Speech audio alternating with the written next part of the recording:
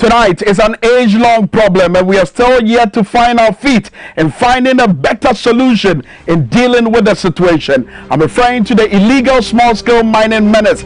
That's our focus tonight here on XYZ Tonight. With me, Prince Minka. Our guest is the former CEO of the Minerals Commission. He is also the founder and president of Africa Institute of Extractive Industries.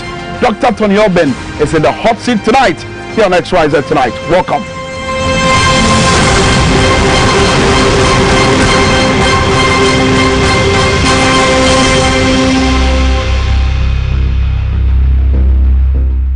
Well, as always, the show is live and interactive. Do join us with your messages on the WhatsApp line. It will be displayed on your screens shortly. We're also live on Wazer TV on Facebook. We're live on YouTube on Wazer TV and TVXYZ on Facebook as well. Do join us with your messages. Tonight, we are on a quest to trying to figure out what the solutions really are, because we've going about this for a very long time in the country, and as you may be aware, as far as history is concerned, the illegal small-scale mining menace dates as far back as over 3,500 years, and we've been at this for a very long time. In terms of recent history, the quest to find a solution to the menace seemed to be eluding the various president and of course the various administration that have come and gone, and the current administration, the MPP administration led by President Nana Addo Dankwa Akufo-Addo, is still trying to find his feet in dealing with the situation. The last time we heard the president speak about this,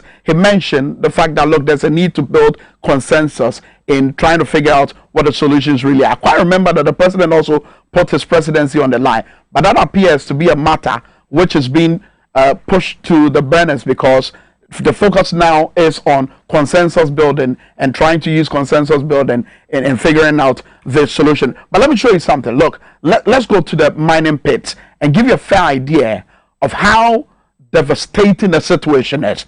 We've got this piece from Adam Stream, a freelance journalist who's been doing some works on the level of devastation caused by galamsey in parts of the country. And on your screens there is River and Cobra.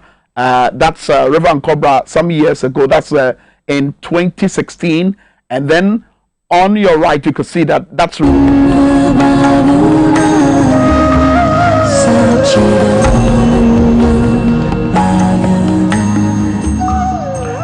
so there you go. As you've been watching on your screens there, the situation with regards to some of our river bodies, River and Cobra, Pra, you can count them or name them. It's quite a devastating situation. And we also chanced on this piece on YouTube, and so that should tell you that, look, it's a matter that is in the public domain, not just here in Ghana. Everybody's watching it around the world, and people are aware of the level of devastation caused our environment as far as the activity of illegal small-scale mining is concerned. But what about the illegal small-scale miner? The last time we had a mini forum here on XYZ Tonight, you heard a former galamseyer indicating to us that, look, the economic situation pushes them into this condition. And it's such a lucrative business that it was surprising in this piece you hear that they have an impact on the local economy in Ghana. Watch this.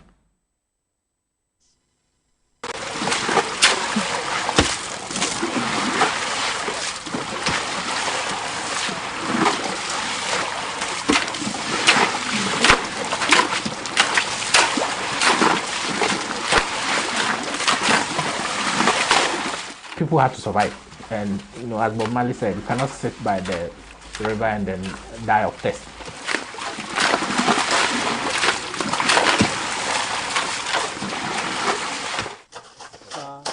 Yeah, Kuyajuma.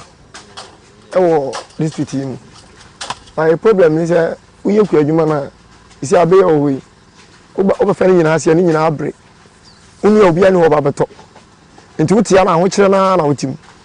The young said galamsey no go do assassin. And I shall say the hoarding by a mystical behind fiddy by the hoarding able to form the upper anodian. 2 years you to 2 years, I cried about Toby and Eddie. And I'm about to see you to assassin. These mining, what we call the galamsey, they are sort of uninvited guests. As soon as any area comes up for mining, they also rush there. It's just like rush for gold that happened in America. There are those who do it purely for livelihood reasons.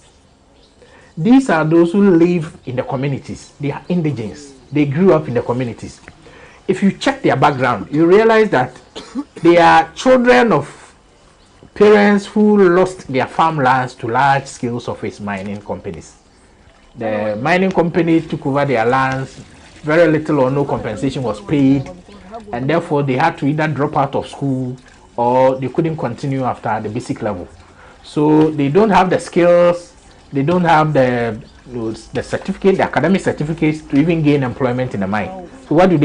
They are forced to go into small-scale mining or galamsey as a form of survival. They need to survive. That is one class of people. There is also the other class of people. They are in for commercial reasons. One day we meet my best 200,000, 150, 300,000.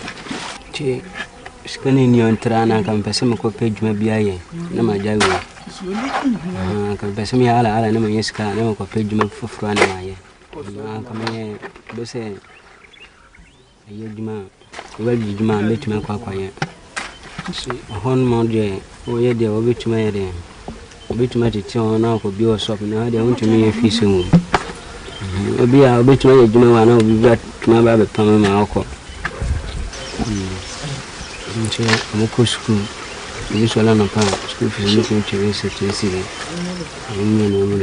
The last statistics I read, the 2004 figures from the Minerals Commission, indicate there are so many statistics that we can talk about. I mean, the figures are just mind-boggling, and the impact is just heart-wrenching. And that's the reason we would want to discuss the solutions tonight. That's going to be a focus on the show tonight here on XYZ Tonight. But do join us with your messages on the WhatsApp line. The numbers will be displayed on your screen shortly. Dr. Tonite is our guest on the show, and remember, he's the former CEO of the Minerals Commission and the founder and president of Africa Institute of Extractive Industries. Doc, good evening and welcome to the program. Good evening, and it's a pleasure to be here. It's always a pleasure to see you, Prince, and your colleagues. Good to see you as well. And watching, the documentary and the level of devastation, you've been at some of the sites in some of the mining communities as well. You've seen it first-hand information in terms of the devastation. How does it hit you? I mean, what jumps at you when you see this? Yes, first of all, I mean, in December, I had the opportunity to go around, and I saw people were trending it as the former Minerals Commission CEO going out to encourage galamsey. Obviously, it can never be true that I would do that, but I went round, to be honest, to see how things were going, and also to meet some of them. Look, the extent of devastating is not even caused by those who were shown here. If all our galamseys would be done by those who were there that was shown, it wouldn't be as serious as we do have it now. We have a situation where heavy equipment are being used on lands either being granted legally or illegally, and work that could be done in 25 years is now being done in 25 hours, and so on. So and nobody is rehabilitating the. Break that down for us. I mean, work that could be done in 25 years is done in what? 25 hours. 25 hours. Because how does that happen? I may be exaggerating a bit, but what I mean is that in the old galamsey or in the old Keshe era, you have 25 acres, and the law says you can have 25 acres, and you were using simple implement, shovel, pickaxe, and all those things. So really, where's your strength to be able to mine 25 acres of land in 1 week or something? Right. But if you brought 2 excavators on a 25-acre piece of land, I tell you, in 25 hours, it will be gone. And its consequences will be quite obvious.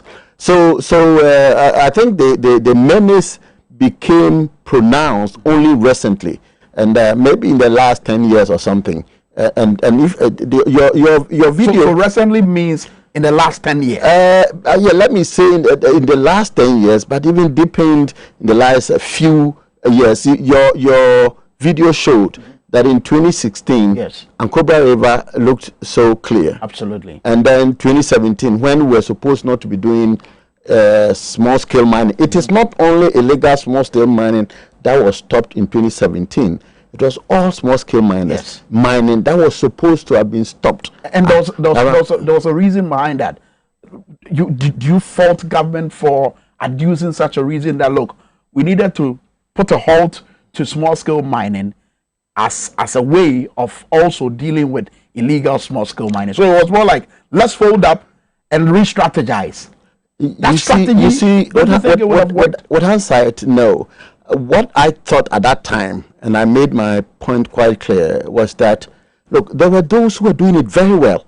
A few those. I mean, a few though. Let me be clear here. There were those who were going through certification process. You mean those who were involved in the small-scale properly registered small-scale mining, who were going through certification process with Solidaridad, for example. And I thought that those people should have been left and be made as examples of good practice. Because sometimes if you lump everybody in, then you create a field of all play all. You see, if you had come to say that, look, there are 20, let's say 20 small-scale mining companies that are doing their work very well. They are going through certification program, and if they had completed, and I hear they've started, if they had completed, it would have meant their gold would have been bought at a premium price for doing it well. So you would want to showcase them as an example of a practice which is useful, which is helpful, which is not destructive.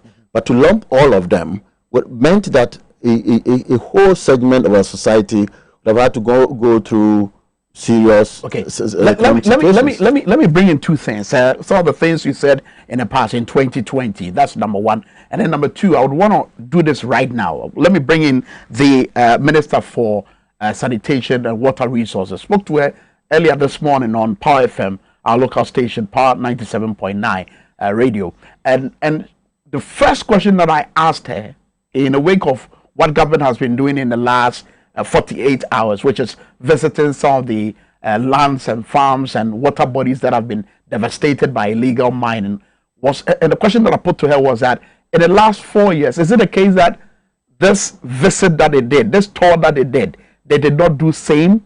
And this is what she said. Listen. Last month, Western Regional Minister for every quarter, you were Water Resources Commissioner almost said tonight. Now, was saying to an amount of shit. Since then, now, may a report.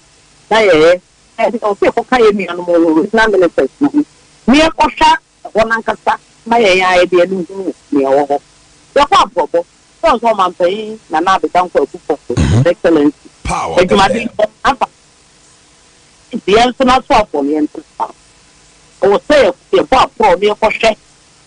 My mono, the enema air cost warrior. It's an as you say, make for me prayer, land and natural resources minister. Honorable Abusin for Camino. Honorable for the Minister for Information. The enemy and some there, your prayer, say good central rating, your prayer minister, fire, like saying in others. You do Western, say no Western of all. Let me now come to Power FM. I said, so what's that? Sanya, we were on Mampany Kai. For see, we shouldn't be spectators, we should be citizens. May I say we should be active citizens. It won't come now with a free man in ya. I let authorities, your regional minister, your DC, your minister, or what we are. Meaning, I want to would you pay or media company. You had the two guys. So in paraphrasing, they've not been, just sitting idle and not doing anything about the situation. In fact, they've been getting reports from regional ministers, and they've been monitoring the situation. And that, look, if you realize that the lands are being devastated, it will be empirical on the side of any good citizen to just report. Does that make sense to you? Well, it makes sense, but it doesn't make sense. It makes sense in the sense that we all have to help solve the problem. Now, if it is a country of ours, then we all have to be part of a solution. However, I'm surprised that it would take this long time for the minister or the senior politician like that to seeing this, because and we can show that on your screens. I mean, the ministers at the various sites just having a view of the level of devastation caused to our lands and forests. There you have it in your shots there. Yeah, I mean, this is quite known to every Ghanaian in this country. I know that there are some records there, drone records, pictures that are there. So these are not new, and I'm surprised that these are not new to who? Yes, this cannot be new to government. Okay. I mean, every Ghanaian in this country knows the nature, the impact of the activities of illegal or small-scale but that's a new minister. I mean, he's just been appointed. The president says he's young, vibrant, and he's bringing some fresh energy, and he's hoping that he'll be able to be at the forefront to lead the charge. We must all support a clean environment. We must all support for our nation to be seen as a clean place. We must also support that our people have jobs to do, and I think that's the key thing.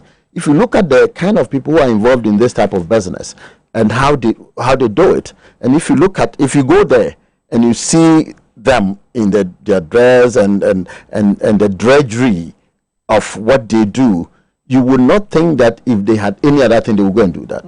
The women, if you go and see the burden they are carrying, when they have to move a burden, move the ore, or maybe let me just put it in a simple way, the rocks from one place to another, women carrying that, they go back and consume all the analgesics in the world. But what about the high profile people who are also involved? Are they people who look helpless? No. So what I'm saying that there are those who, as was described by one of the people you interviewed, there are those who are eking out a living seriously.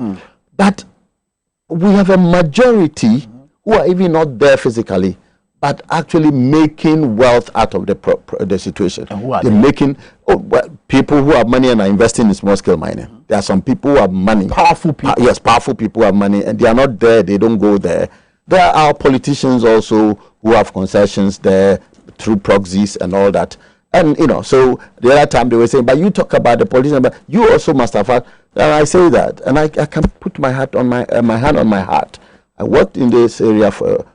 Anyone can tell me I have a small piece of land for mining, even through a proxy. You don't have a concession. Not a concession. Sometimes people say you're stupid because you should have mining, but you should. I don't have a concession.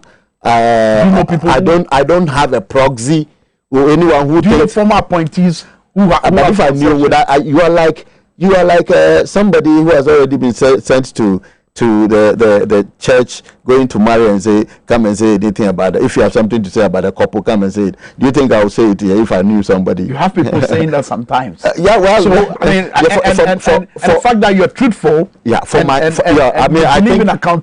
think we need to be fair. Yes, we need to be truthful to ourselves as Ghanaians.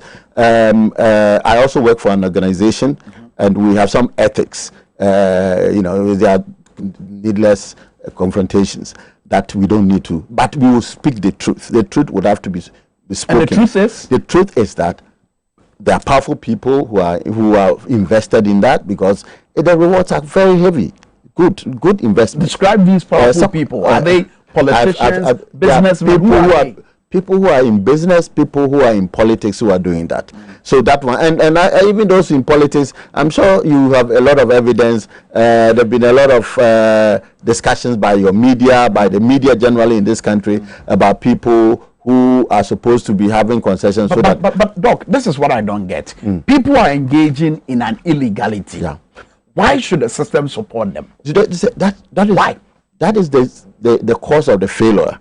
You see, at a point in time when the president said that, look, I am going to ban small-scale mining. Yes. It wasn't only illegal mining, small-scale mining.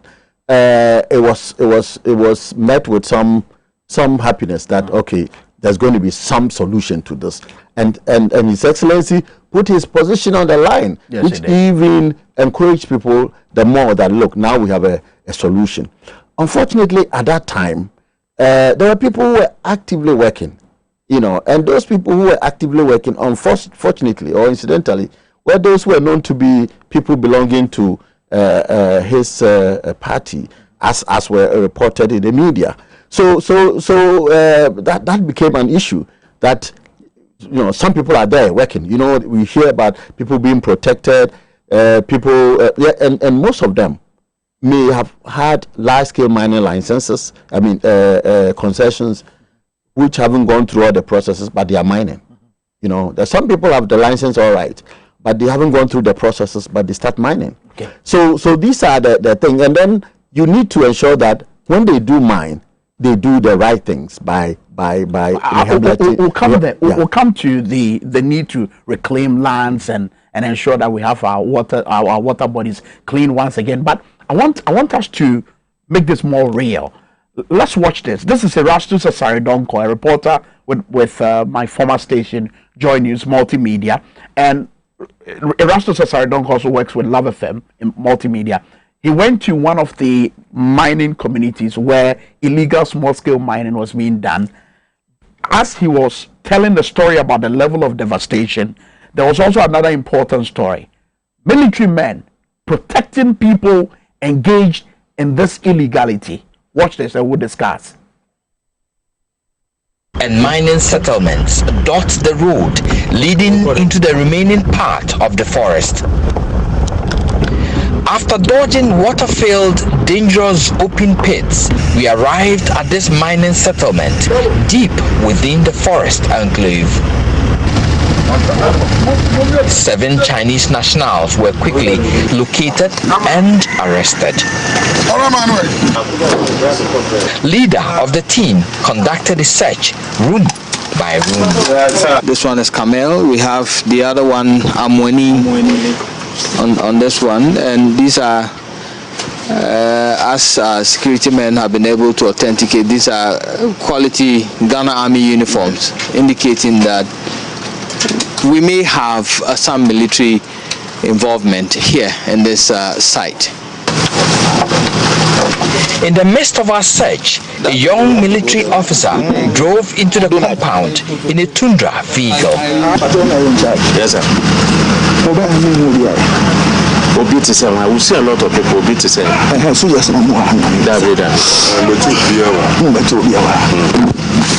He started making some calls to his superiors. I will do the staff sergeant, sir. We are here at this thing, Tontochrome.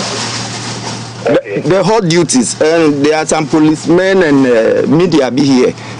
Within the next 30 minutes, the whole place was crawling with over 30 angry, armed military men. Anger turned into heated verbal exchanges and near fisticuffs.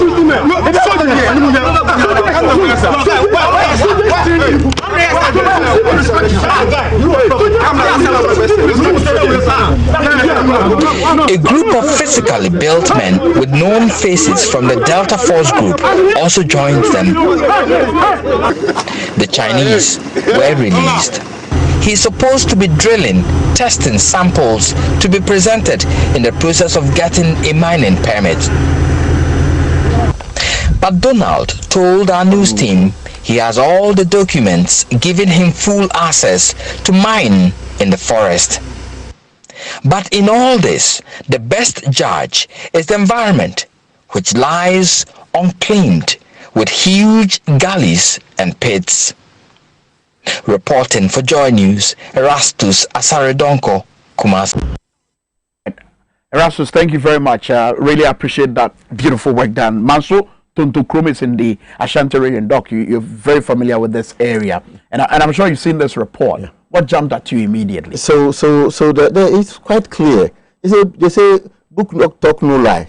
So what you've seen is the reality. So I think that's the challenge that this country faces. You have a kind of a division as to those who should do the right things and those who shouldn't do, but wouldn't do it. No, they can just do it without any problem. They can do it with impunity, and that's really the problem that this country faces. I think until we all decide and we mean that we want to regularize and formalize small-scale mining properly, we are going to have our and of course until we make it a national challenge, and not a sectional challenge. What you see there is a section who have been allowed to do it under the protection of our security forces. Yes. I am sure if you went to do it, the same security forces would have come at you. Yeah. So this is the problem. So until we all realize that, look, we made a big mistake, and I think so. We made a big mistake. We probably didn't have a blueprint there. We didn't have any program when we said let's stop galamsey, and it took us 2 years, thinking that okay, after 2 years we have had some solution. But after 2 years, obviously there's no solution up to now. So I think that is the only way. It has to be a national. But as former CEO of the Minerals Commission, I mean, before leaving office, I'm sure there were some handling over notes. Do we have a blueprint as far as dealing with illegal small-scale mining menace is concerned? Prince, let me tell you, this was one area that the president at that time, Mr. Mahama, really wanted to address. If you recall, in 2013, they had used the military to stop them. They started, and that's as we did it. It started, but at a very short period. If you remember, a lot of Chinese people were arrested and they were sent out and all that. But the president at that time quickly realized that was not a solution. That was not a sustainable solution. So within maybe 3 or so months, he instructed that be stopped. And that let's look for a more sustainable approach. This is where, if you Google or go through the papers, you may have heard for the first time recategorization, tracking of machines, and so on and so forth. That's where we started with that. So we came up with a framework, which was actually obviously left as a handing over note. And these were the fact that we needed to address the problem in a very holistic way. One way was to redefine small-scale mining, because if you look at our laws, you don't see a clear definition of what is a small-scale mining. What you see in our act is that small-scale mining must be done by Ghanaians. It's only Ghanaians who are 21 years who can do that, which means foreigners cannot do it. So at the moment you see a foreigner in a galamsey site or in a small-scale mining site, you don't have to ask him a question. He's being illegal because the law says he's not part of the foreigners are not supposed to be involved. Yeah, exactly. So when we see the Chinese, we should be worried. That should easily tell you that there's something wrong there. Except of course he's in a large-scale mining. And then so in that clip, the Chinese exactly involved. So the law says that the law just describes who should be there. You should have 25 acres. Yes. You must be this. You must be, and that's all. It doesn't say much about what small-scale mining is. It doesn't talk about the kind of machine that you can use. So the use of excavators are not illegal. The use of, by law, the law doesn't prescribe the kind of equipment that small-scale miners would have to use. So it's not illegal at all. Hold that thought for me. Let me just do this real quick. We need to go on a quick break. When we come back, you expand the points that you are making as far as the solutions are concerned. And that's our focus really tonight here on the show. We're looking at solution, the illegal small-scale mining menace. We've been talking about the problem for some years now. Tonight, the focus is on the solutions. And we are doing this with the former CEO of the Minerals Commission of the Republic of Ghana, Dr. Tonite Oben. We're back shortly.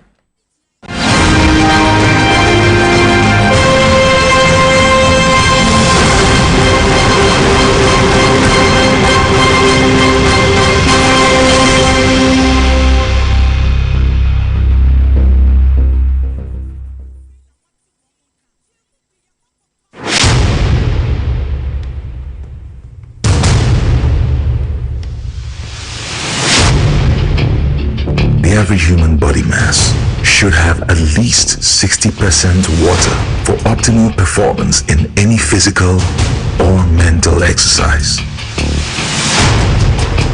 We can help you maintain it naturally.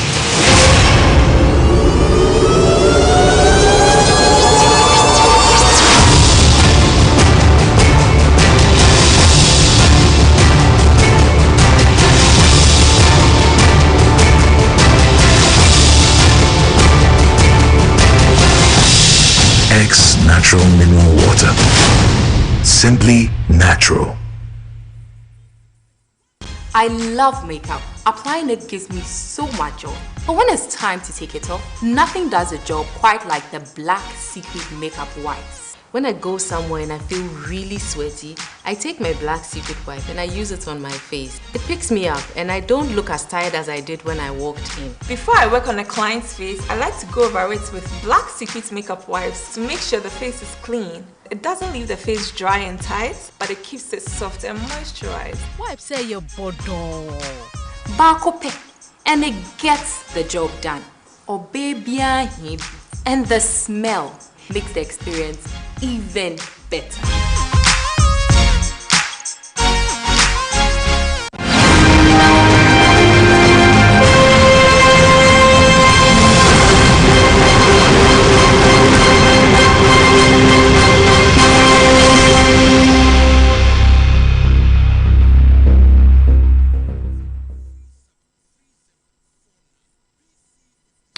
You're still watching XYZ tonight here on TV XYZ and Wazer TV. Tonight we're discussing solutions as far as the illegal small-scale mining is concerned. Our guest is Dr. Tonite, former CEO of the Minerals Commission and also founder and president of Africa Institute of Extractive Industry. So I'll come to you shortly. Some of your messages are pouring in already. Let me go to the northern region of Ghana.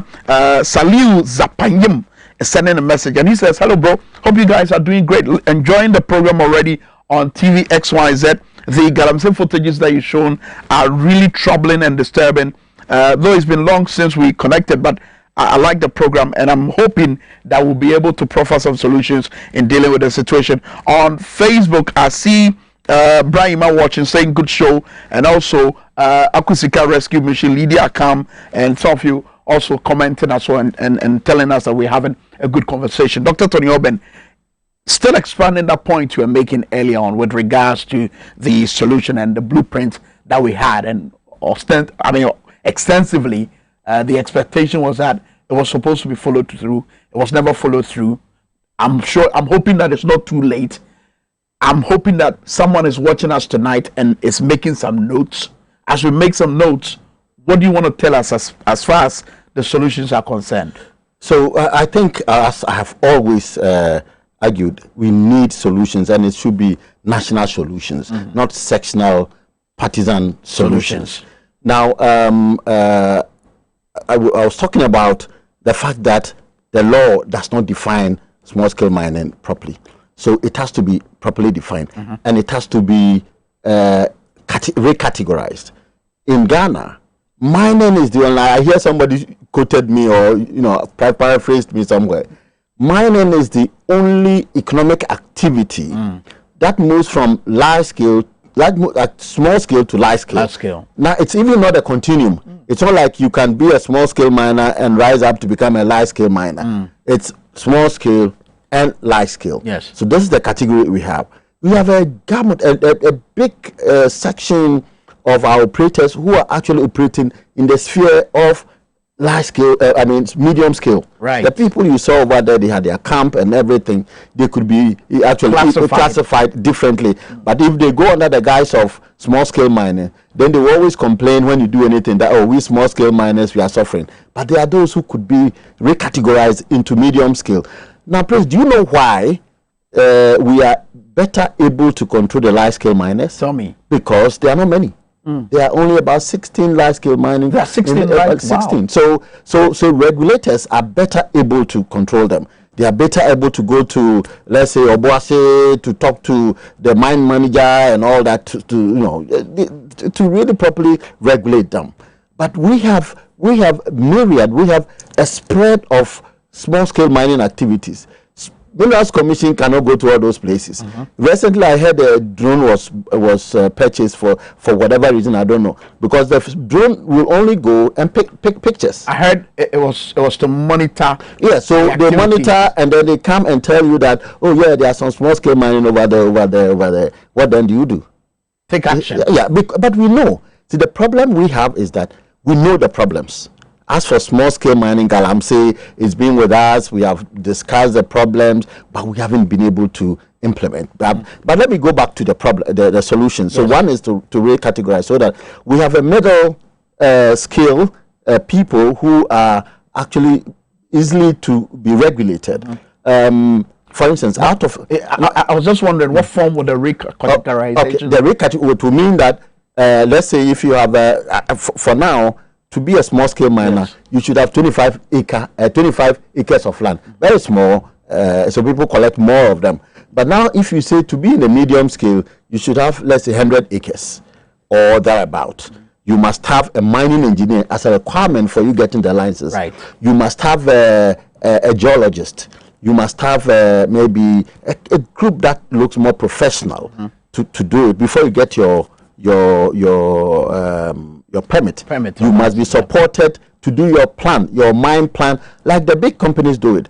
No, and then you can still employ the people who hitherto were doing that. That's for a small scale mining. So it's a medium scale. Medium scale. You're moving to the medium scale. You have people, and I have always said that. So these will be the requirements. Yes, that's what I thought. Would it be easy for them to? No, but now you have some mining engineers, geologists also involved in this, and those who are involved, they do it properly because they have studied. I've said that a mining engineer who is a national service mining engineer, maybe he just finished his studies, is better than a no mining engineer.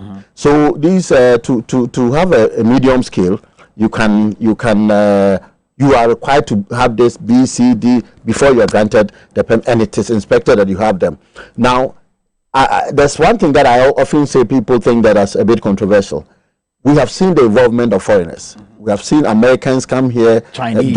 You remember some Americans were here. They were involved in illegal mining. They made money, went to the U.S. and made a documentary that Ghana is a very cheap place to make money. Now, so it looks like it will be difficult to take them out.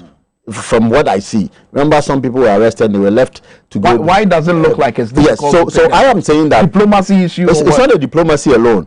Those who come from Xinhua in China, if there's a place called Xinhua in China, and they come and they go to Bontifufu. There are some people in Ghana who don't know Bontifufu, but then when they come from here, from China straight, they take and they are going to Bontifufu because there's some connections. They have some partners already. Who probably would and they come and you hear this. Oh, I have some investors be in China. They want to come and so they are there.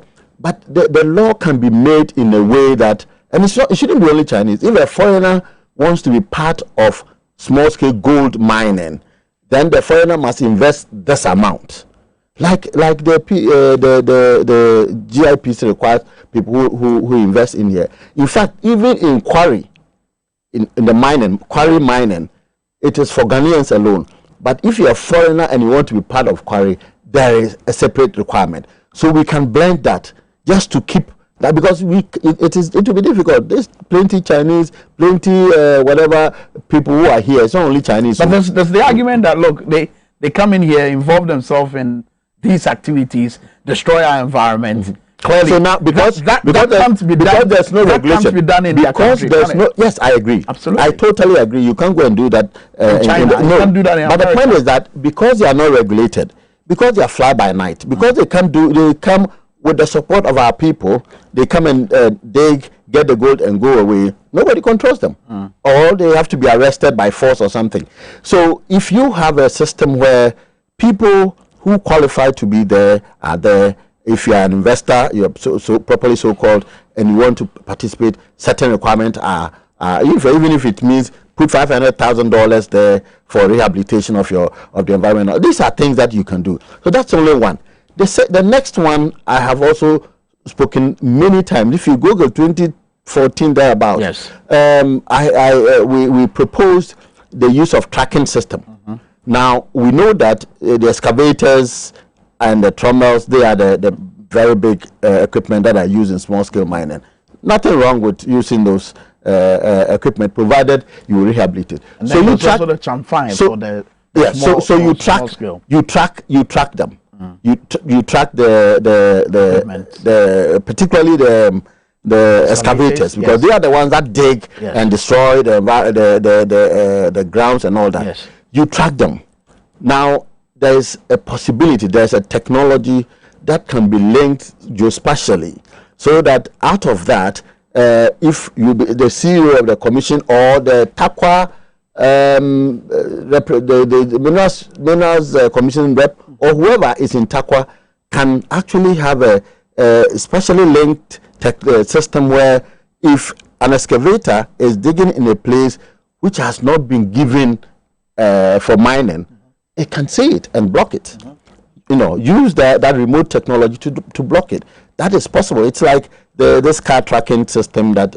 So once you have that, you can confine this equipment, if they are used, into areas that are being given. I mean, these are things that I've said it many times, and I think we need to look at them very carefully. So, and before we left, we had almost completed digitization of the country's mining cadastre system. So all the country had been divided into blocks and they've been digitized, and the objective was that you can stay in Canada, you can stay at Daman or Wantram or you know, any place, or Wamase or whatever, to try and then apply for the license.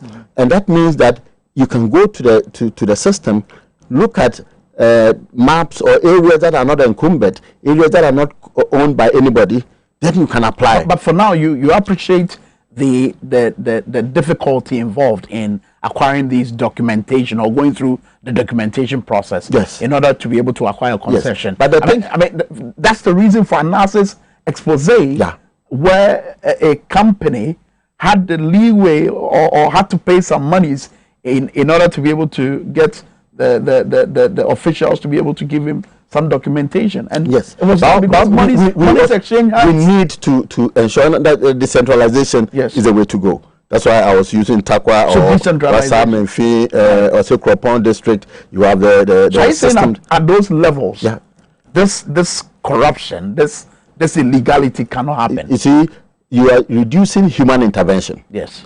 And I mean, the best also when you digitize, then it involves technology. It involves technology. So the person goes on the net and goes to the mining grounds and see that these areas have not been encumbered. They will know how long the person has a license, and all those things were started. And at the time, technology is always man by man. You are only going to reduce it.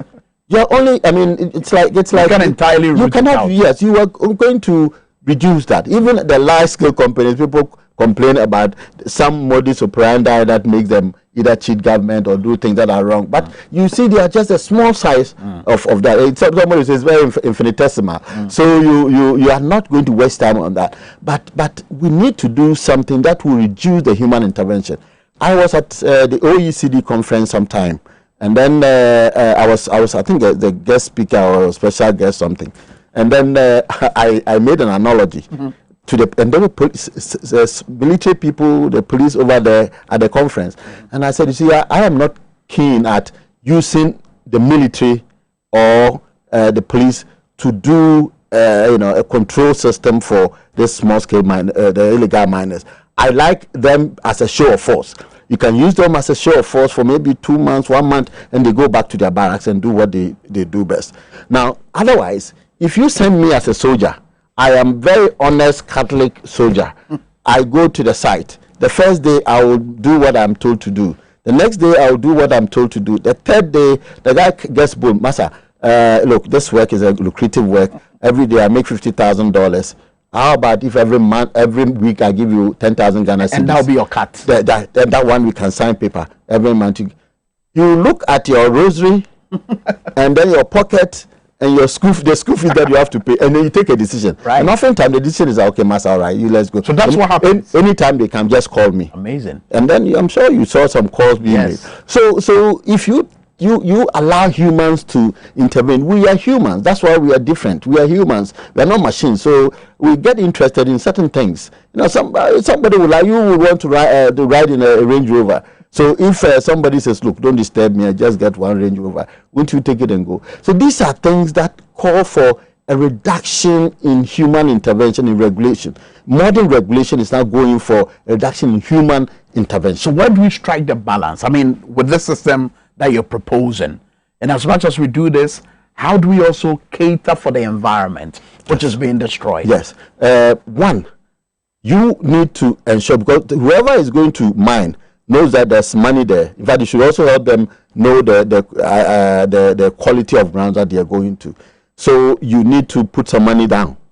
In the big mines, what they do is that they have what they call the rehabilitation bond. Mm-hmm. There's a bond that is made up of some cash and letters of some financial instrument that is kept. So in the event that you don't rehabilitate, government will use that to rehabilitate. Now, as you rehabilitate and you show government that we have rehabilitated the site, you go for your money. So that could be introduced. In the past, the small-scale miners were not paying taxes. They were not paying, even though in the books they should be paying, they were not paying taxes. Absolutely. So it was like government will have to look for money to go and rehabilitate the grounds. So there should be a way of making, and when I spoke with them, Anita, they said, look, we are not against paying taxes. We want to have our peace to do our work so we can pay taxes. I think the money they get, they shouldn't be afraid of paying taxes if they are allowed to do properly. It's not the fly-by-night type of the illegality. Okay, let me quickly bring in some messages from our viewers on Facebook. Nana Wusu says, gracious as always. And also, Nana Listowell is watching us on Facebook. He says, I'm watching live from Seri Ajofua inside Western North region. And then there's Adam Rachia watching us from the United Kingdom. Shaibu Mohammed says, can you imagine this? And just look at Kojo Ponkruma and the fact that they are now, you know, monitoring the situation that we already know. Shaibu Mohammed said, Mr. Prince Maker, please help me understand what Ghana Water has done to us in Sekanita. I'm sure he's also talking about water situation. Clearly, Galamsey has a resultant effect on the supply of water. The last time, Ghana Water Company Limited was complaining bitterly. So that's the quagmire. You see, that wasn't the first time Ghana Water Company had complained. Just go back to history, not long history, maybe some 4 years back. So these things, Ghana, I think we are like the flood in Accra. When they come, we complain. And as soon as they go, we are okay. We go back to sleep. We are like Coco Sechi, you know.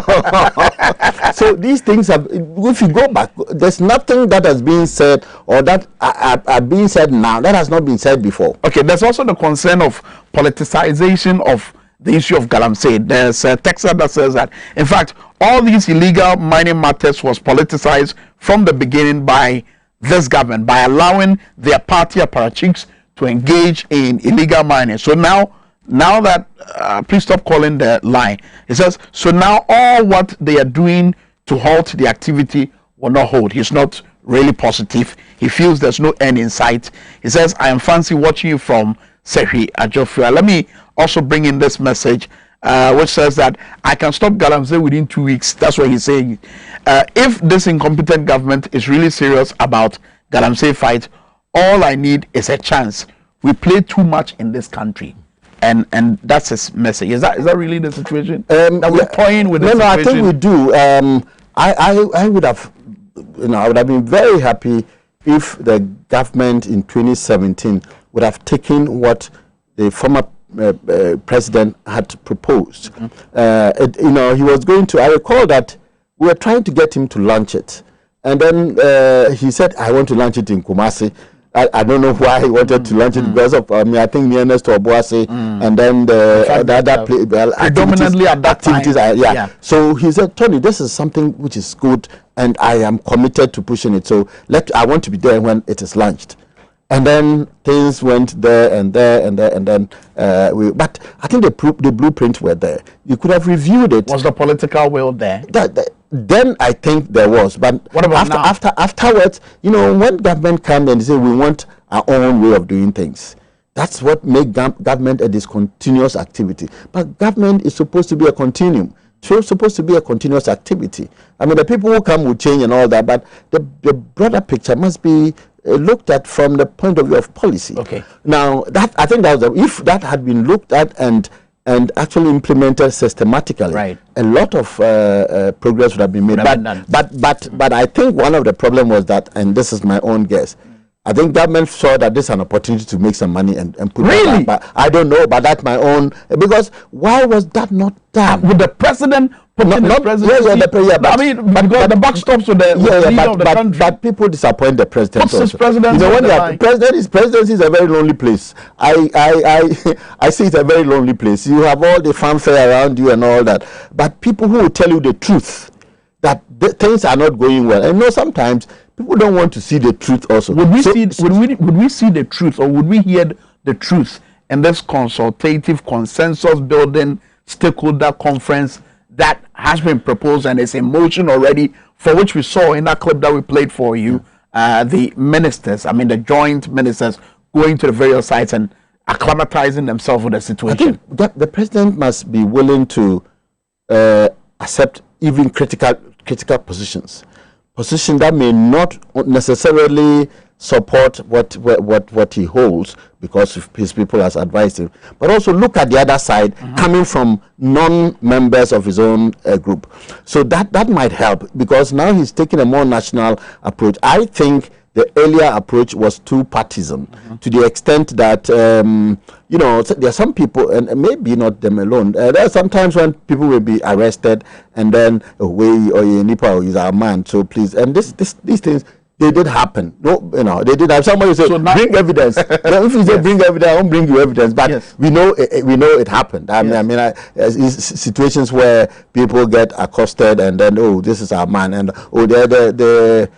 somebody has taken his excavator. The corner, just go and take it, and all that. Those things do happen in reality, but this is where it becomes sectionalized, and then we are unable to have a national approach to solution.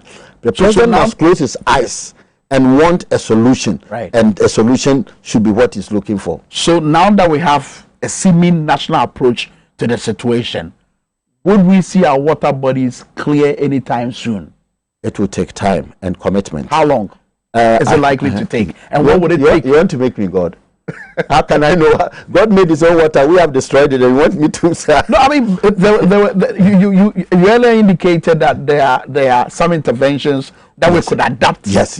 That can deal with the situation. Yeah. You see, you can see initially when we adapt it, how long does it take for the water bodies to clear? It depends upon the approach. We can have a year to 2 years for a very, very improved water quality. When people are not washing into these water bodies or mining in the water bodies, when people mine in the water bodies directly, and if you look at the way gold works, it's often in these water valleys, the valleys. That's where you have this dust, going into, and that's where you see people mining around it. But if they were stopped, and I think one of the areas that we need to insist is mining in the water body. That must be a no. The law says the nearest you should do on a mine is 100. I think it's 100 meters away. Okay. And even I think the Water Resources Commission, if I remember correctly, the regulation says 30 meters. So we have all these laws. The laws are there. So people are flouting them. What are we doing? They are flouting. And you're saying that arresting them is not the way. People are flouting the laws. Who flout the laws must be arrested. Yes. And prosecuted. Yes. You see that one. In fact, why is that difficult for us? When we were there, we passed a law that introduced punishment, and then when government came in, the new government came in, they even increased they deepened the extent of punishment. Tell me how many people have been prosecuted? None. Zero. You see, so I think it's a commitment to do things, which is important. We must be committed, and being committed also means ensuring that the people we are going to displace also find something to do. Because as the gentleman was saying, look, if I'm displaced, I don't have anything to do. So we should work hand in hand with that. Now, if the person knows that if I don't work in 2 weeks, in 3 weeks' time, I'll have another option, a reasonable alternative, they might do that. But it must be a holistic approach, and we need to have a strong commitment to achieving it. Very well. Let me read more messages. We've got 4 minutes to wrap up the program. This message here says, "Good evening to you, Prince, and Dr. Tony Oben, who is making my evening already." He says, the problem with Galamsey is the dishonesty and corruption of our appointed leaders, including security officials who take money to protect Chinese nationals and some of the big men. The solution is not about acquiring license, because both those with license and those without it are operating in the same illegal way.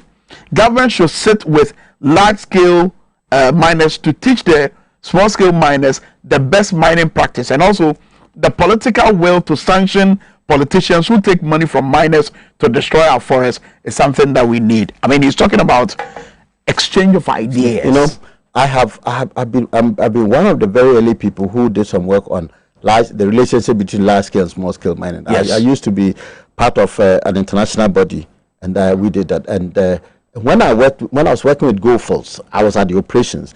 We had some small scale miners. I've written a paper titled "Live and Let's Live," who were there in Daman and Huni Valley. Now, at that time, the mining companies, the company took them on their wings.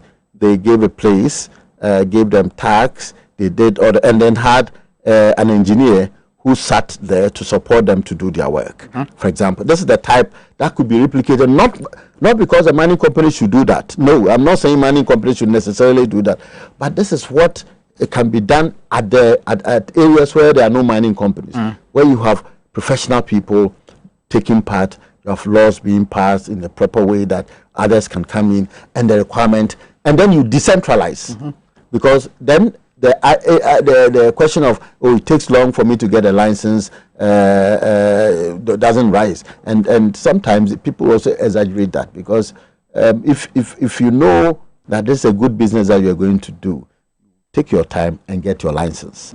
You know, but oftentimes, you know, people are afraid that if I don't go quickly to do it, somebody else might go and do it. So once I've seen it's good, let me go and start it. So it's a complex thing, but it can be done. It's complex, but can be done. It can be done. What would it take? I mean, we've got 2 minutes to wrap. Yes, I've told you. We're holding a consultative dialogue session. Yes. I mean, you've just expressed some beautiful ideas. I'm sure you might have passed it on at the conference. Have you done that already? It's a good question. I mean, well, we left a handing over note at the commission. That one is there. I have copies, you know, so that's there. But the thing is that at the recent conference, I didn't know. I hear they invited the past Winners Commission, the past CEOs and all that. But that's not an issue, because I am not I am not the repository of mining. No, but you just given us but this is an opportunity to share my views. It's a public dialogue. Yes, this is an opportunity to I mean, voluntarily. But some people were surprised that maybe I'm not supposed to be seen there. I don't know. Maybe I have no reason why I would think that they intentionally did that. Maybe it was an oversight, which apology I take. So as we wrap up, somebody said I take it with my chest. With my chest. As we're wrapping up, finally on illegal small scale mining and the solutions. I mean, just look into the camera.